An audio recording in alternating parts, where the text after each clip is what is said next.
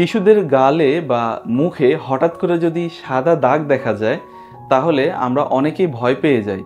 এটি কি ভিটিলিগো বা সেতি সমস্যা? একদমই নয়। এটি বাচ্চাদের একটি কমন সমস্যা, যেটিকে আমরা পিটারিয়াসিস অ্যালবা বলে থাকি।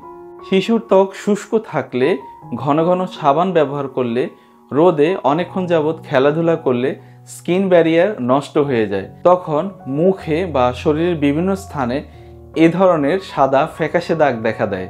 এই দাগ শীতকালে বেশি দেখা দেয়, গরমকালে কিছুটা হালকা হয়ে আসে। দাগটায় তেমন কোনো চুলকানি থাকে না, তবে কিছুটা খসখসা ভাব থাকতে পারে। এই সমস্যাটি একদম হার্মলেস, এটিতে কোনো প্রবলেম হয় না। তবে বাচ্চাদের দেখতে কিছুটা খারাপ লাগে বা অনেক সময় বাচ্চাদের মা বাবারা একটু ভয় পেয়ে যান যে বাচ্চার ছোটবেলা থেকে কোনো সেতি সমস্যা দেখা দিল কিনা। চিকিৎসা খুবই সহজ।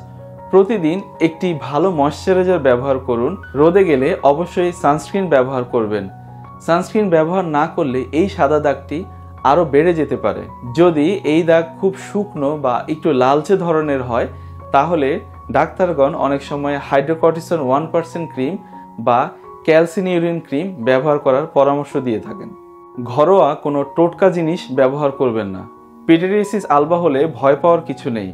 সঠিক সময়ে ডাক্তারের পরামর্শ নিয়ে ময়শ্চারাইজার, সানস্ক্রিন বা ডাক্তারের পরামর্শকৃত ক্রিম ব্যবহার করলে খুব তাড়াতাড়ি এই রোগটি ভালো হয়ে যায়।